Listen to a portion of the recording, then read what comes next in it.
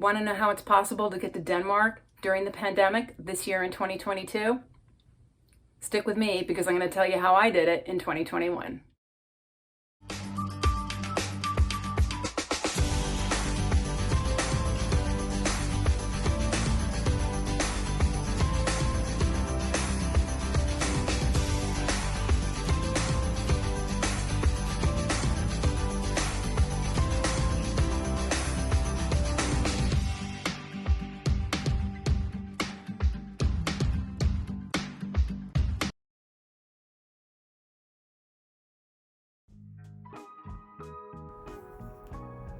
Denmark is a great solo travel destination and is bound to get many tourists in 2022. Hi there, I'm Gwen Corey with CORRtravel, the site to help those over 50 stay adventurous through solo travel. And I've been traveling solo for over 26 years and loving every minute of it. And if you're wanting to go to Denmark this year, you're in the right place because I was just in Denmark in September of last year. And in this video, I've got 7 must-know pandemic travel planning tips for you. In addition to this video, I'm also providing you links to my Denmark travel guide, COVID and eco travel tips, and other links I use to get to Denmark, which I'll cover in this video. If you're new to CORRtravel and want to hear how I traveled solo to other European countries last year during the pandemic, or want access to great travel itineraries, solo travel tips, or more, go ahead and hit subscribe and the little bell below to get notified when new videos are posted on CORRtravel for your solo travel needs. Without further ado, let's jump into my 7 do not miss tips for planning your solo trip to Denmark in 2022 during the pandemic. Tip number 1, be fully vaccinated. And if you're not, you may want to reconsider traveling to Denmark this year. Despite the obvious reasons of protecting yourself and others, let's talk about travel feasibility. Like last year, Denmark is currently allowing those unvaccinated from certain countries to enter with a negative COVID test. It appears to still have the least travel restrictions of any country I went to last year. However, you never know if things could change. Should a new COVID variant arise, or if your country becomes classified as a high-risk country, Denmark could decide to only let vaccinated people enter or make those unvaccinated quarantine upon entry even if they passed a COVID test, which would be no fun. You never know. It's just easier and safer to be fully vaccinated. You jump through a lot less hoops, like not having to pay for and take COVID tests for entry in Denmark. If vaccinated, you also need to confirm your vaccination type and dates to adhere to Denmark's entry rules. I'll cover how to find this out in tip number 3. Also, make sure you have the correct documentation to prove your vaccination. If you're from the EU, you're all good with your EU digital COVID certificate. If you're from the US, don't worry. All I used for Denmark was my white hard copy CDC card that showed my name, dates of all vaccinations, and the type of vaccination I received, like Moderna, Pfizer, or Johnson & Johnson. Tip number 2. Avoid going in the high summer season, the months of June through August, if you can. Even though the weather may be the warmest, these are also the months when everyone will want to travel after being on lockdown. Remember last summer?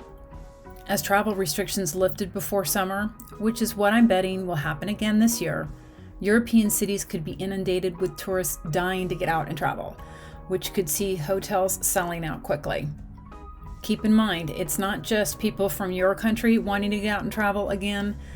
People from practically all countries are wanting to get out and travel again, and everyone is dealing with their own set of travel restrictions dictating where they can go. Plus, top locations will just be crowded in general, and prices are higher during the summer anyway. I recommend going to Denmark either by late May or after the summer months. This brings me to tip number 3. Knowing the COVID rules. As the saying goes, if you fail to plan, you plan to fail. And this is very true when it comes to navigating the COVID travel rules for Denmark, or any country for that matter. Researching COVID restrictions and rules initially consumed half of my planning time for the 7 countries I visited in 2021. Once I got used to where to find things, that time scaled back considerably. and my 2021 research is going to help you save time this year. I ultimately narrowed down my focus to 4 websites: United Airlines and Ryanair's travel restriction pages, the U.S. Embassy and Consulate in Denmark, because I'm from the U.S., and the Schengen news site, all of these which links I have provided for you below. Why these 4 sites? I had already found the necessary COVID travel information through Denmark's websites before the airlines started posting their own travel restriction pages, so when I saw the same information on the airline sites, I knew they were good to use going forward, including knowing if any testing and/or quarantine information was required. And United Airlines map is even more robust than what it was when I was using it for planning last year, so that's a bonus for you.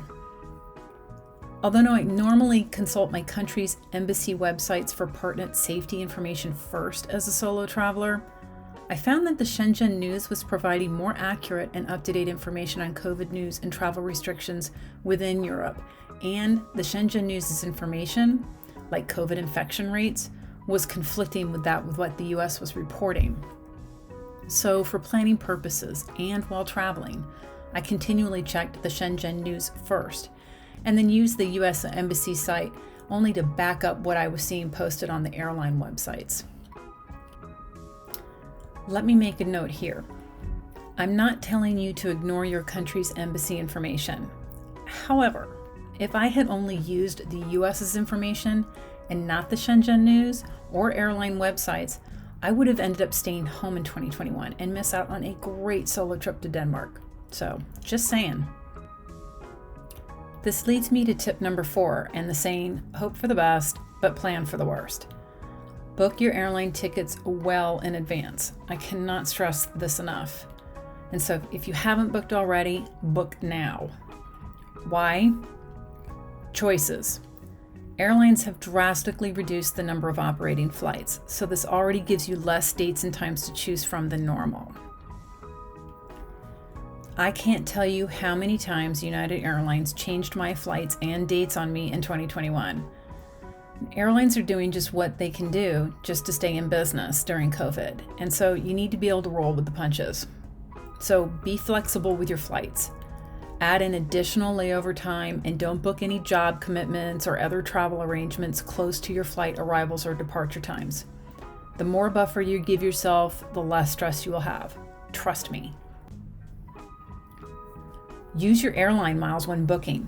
Due to new strains of COVID causing change in COVID rules in Europe last year, I had to change my outbound flight to Europe 3 times. By using my airline miles, my mileage account was immediately refilled when I canceled my ticket, so I could turn around and buy a new ticket immediately. If you don't have any airline miles, check first to see whether you'll get a refund or a travel voucher from the airline if you should need to change or cancel your flight. By now you're probably wondering, Gwen, if I'm looking at possible changes or cancellations, why should I book now? Prices. With all of the recent airline cancellations, it's a good bet airline flights to and from and within Denmark are going to be the least expensive the earlier in 2022 you book. Prices will automatically go up as the months tick by. And as more and more travel restrictions lift, so will ticket prices. Last, with fewer flights already, they are more apt to sell out. Don't assume that with less restrictions means more flights. Remember how many companies are having staffing shortages? Remember, these are not normal travel times, so until COVID is no longer a consideration, plan for the worst. So if you've already booked and there is a change, the airline will at least put you on a different flight so you will have a seat. Remember, you've built in that flexibility in your schedule to allow for this, right? So you'll have no worries. Oh, and just a little eco tip. If you need to travel between cities in Denmark that only have 2 or 3 hour travel time, book a train or a bus or a ferry instead of flying. Not only could it save you time from like airport security or save money on checked baggage fees, but it's also a prettier form of travel. Plus, many EU countries are trying to reduce or ban short distance flights to fight climate change, so this is a good habit to get into. What goes for tip 4 goes for tip 5.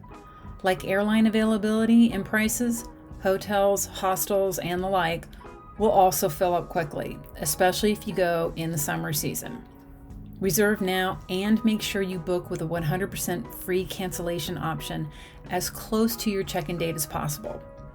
Yes, this could increase your cost slightly, but it's worth the peace of mind in case you have to cancel. Like I did in early September.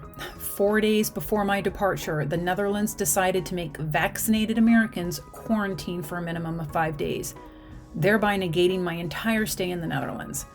It was a huge bummer, but being able to cancel with no fee saved me hundreds of dollars. And I was also able to change my flight and fly straight on into Copenhagen. And don't be afraid to communicate with your hotel or hostel beforehand.